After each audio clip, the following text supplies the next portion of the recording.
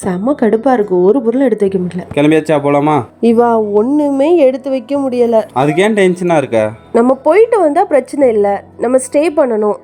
இவ்வளோ பொருள் இருக்கு, இதெல்லாம் எப்படி எடுத்துட்டு போகணும்னு தெரியல. அதுக்கு தான் அந்த டைபர் பேக் இருக்குல்ல.